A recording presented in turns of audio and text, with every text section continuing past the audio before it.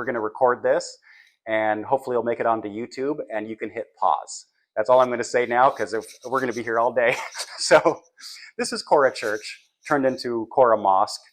The main thing I kind of want to point out, I guess, is first of all, beautiful mosaics everywhere. Beautiful, beautiful.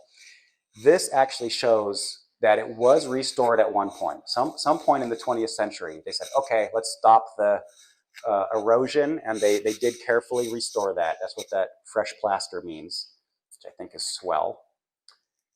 It's just so much cool stuff. There's Jesus. It's my homie.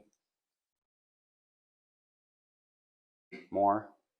So, I mean, just every nook and cranny, just everything is full of mosaics. And I mean, that's really far away. Like, that's really far up there. So you can't even see those little tiny pixels, really, unless you zoom in with the camera.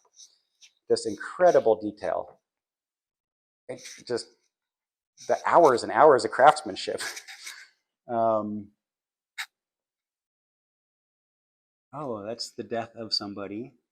That second picture is, so this was the actual this is where the Christian altar would have been. And this is the direction of Jerusalem. And Mecca's right there. So this is called the Qibla. The Qibla is the direction of Mecca. And you would see, like, even on your nightstand at a hotel, it would just be a little green sticker that says Qibla. It's just a random, just like Mecca's that way. So when you do your morning prayers, you're facing the right way. So you see that in all of these converted churches. There's always going to, Hagia Sophia had the same thing. You know, Mecca, or Jerusalem's right there. Mecca's just titched to the east. Yeah, so there's examples of that marble. It's just beautiful. Makes its own cool patterns. And is that must have been the woman's prayer area, which I probably shouldn't have taken a picture of. But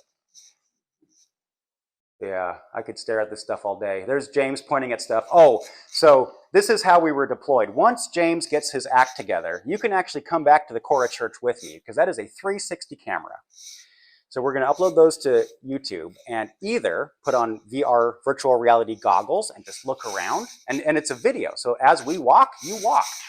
Or you can just watch the thing on YouTube with your phone. And when you move your phone around, you're moving around the Chora Church.